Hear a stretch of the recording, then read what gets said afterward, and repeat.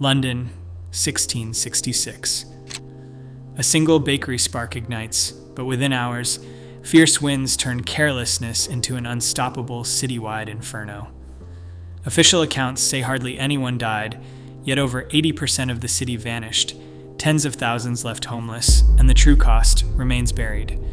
Why does England's deadliest fire barely survive in memory, and what secrets were deliberately left out? To answer that, we have to begin on a dark September morning in Pudding Lane. Before sunrise on September 2nd, 1666, the city's fate turned inside a cramped bakery on Pudding Lane. Thomas Farriner, baker to King Charles II, finished his work late that Saturday night. Like many bakers in London, Farriner left his ovens smoldering, a risky routine meant to save time for the next day's bread. The bakery's walls, thick with soot and flour dust, trapped heat through the night. At around 1 a.m, embers slipped from the oven, catching fire to the wooden structure. Flames crept up the timbers and quickly found the thatched roof above. In moments, the bakery became a furnace. Farriner and his family woke to choking smoke. They scrambled out a window and onto the roof, escaping along the neighboring houses. All but one. The family's maid, whose name never appeared in the records, hesitated or was trapped by the sudden blaze. She became the first known victim of the fire, her body lost in the ruins. In later pamphlets and ballads, blame circled around Farriner, accusing him of negligence. He insisted the oven had been properly secured before midnight, but suspicion lingered for years. The bakery's royal connection did little to shield him from public anger or from the rumors that spread as fast as the flames themselves. Outside, the alley behind Pudding Lane filled with shouts and confusion. Neighbors tried to form a bucket line, but the fire had already leapt to the next house. Within minutes, the narrow lanes and timber homes of London's heart became a corridor for disaster, all set in motion by a single overlooked ember. The flames spread rapidly, turning the city into a disaster. By dawn, the fire was no longer a single blaze. The wind, steady and unrelenting from the east, hurled sparks and burning shingles across rooftops.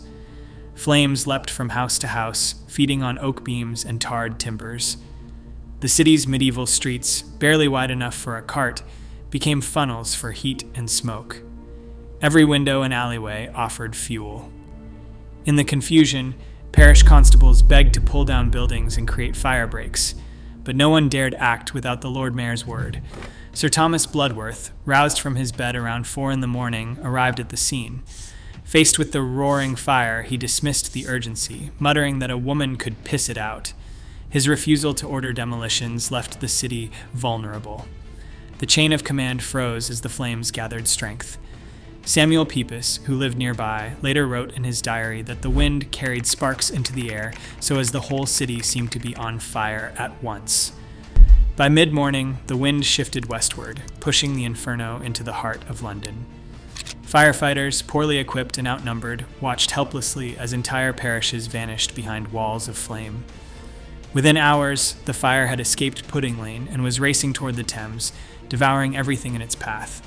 The city's fate now depended not on water buckets or prayers, but on the direction of the wind and the paralysis of its leaders. By the morning of September 3rd, London was no longer a city of streets and parishes, but a wasteland of collapsing timbers and scorched stone. The fire moved with a hunger that seemed to defy reason, devouring entire neighborhoods without pause. Within the city walls, more than 13,200 houses were reduced to ash.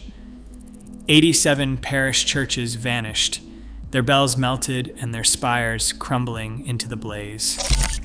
St. Paul's Cathedral, a landmark for centuries, became a furnace so hot that its lead roof ran in molten streams down Ludgate Hill.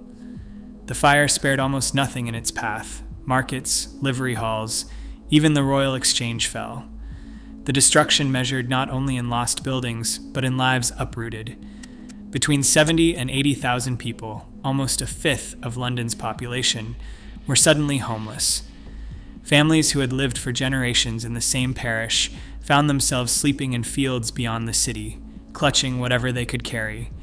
The fields at Moorfields and Islington filled with makeshift camps.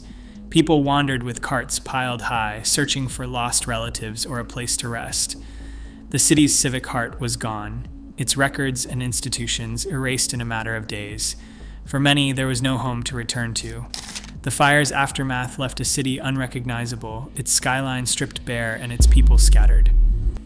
In the silence after the flames, London became a city of refugees, defined by what it had lost. Official records from the weeks after the fire list only 6 to 8 deaths, a figure that stands in stark contrast to the devastation left behind. The bills of mortality, the city's weekly death registers, resumed 3 weeks after the flames died down. They named 4 people burnt at several places in the first bill, and 2 more the week after. These numbers became the accepted toll, printed in summaries and repeated in history books. But the silence in those records is louder than any tally. Entire neighborhoods disappeared in the firestorm, yet the names of most victims never appeared in any ledger. Parish clerks could only count those whose bodies were found and identified, often in surviving parishes. The poor, the homeless, and countless laborers left no records behind. Bodies consumed by the heat, sometimes hot enough to melt pottery and lead, left nothing for the clerks to count. In the city's prisons, including Newgate and Bridewell, inmates were trapped as the flames swept through. No lists survived to say how many escaped or perished. Their deaths, if they happened, are missing from every official account. Modern historians have combed through burial spikes, probate records, and relief rolls. Some, like Neil Hansen, argue that hundreds or even thousands died, their remains erased by fire or buried beneath the city's new foundations.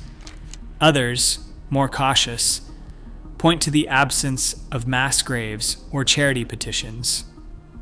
The truth likely lies between the lines, a hidden toll among the ruins, lost to a system that counted property before people. The official story is one of miraculous survival, but the real census of the fire remains silent.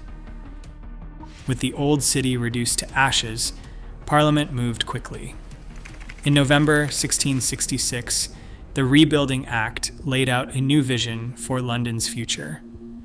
Timber frames and thatched roofs were banned, replaced by mandatory brick and stone, materials meant to resist fire. Streets, once so narrow that flames could leap from house to house, were ordered widened.